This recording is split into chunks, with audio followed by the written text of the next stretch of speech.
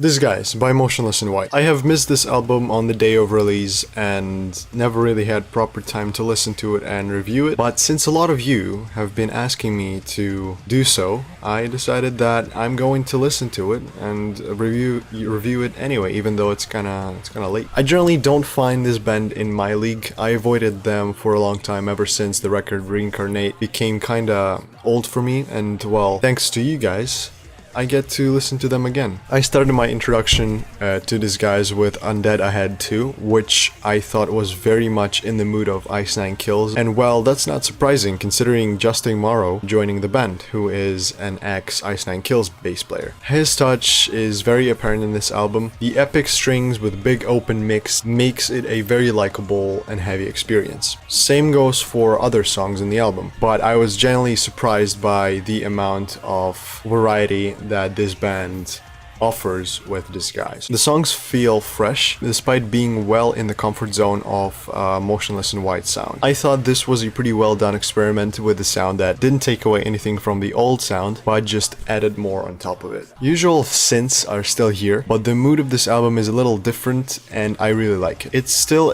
pretty cheesy, genre-dependent music, but it has some great taste to it, and I thought features a lot of interesting choices that really surprised me. The sound is overall very melodic, more moderately fast, and truly authentic. I never heard anything but Motionless in White in this album, obviously. It's good because once again they have managed to refine and change some things in their sound, but they didn't remove any old stuff. They just added new features, like the orchestra for instance, or some more heavy instrumentals and intense vocals to make it sound more new. It was also pretty unexpected to hear a lot of heaviness coming from this band with the previous album in mind, and I think this is the main takeaway of this album. It felt like they have mastered their sound a little bit, worked on some mistakes or maybe potential letdowns that they've had in the sound before, and deliver a much more refined and defined Motionless in White sound. Disguise has a nice production. I thought everything was pretty wide and open, and this really helps when there's a lot of things happening in the music, obviously. You have that clarity to understand what's going on. Chris Motionless delivers a pretty good amount of vocals and performs pretty well overall. Same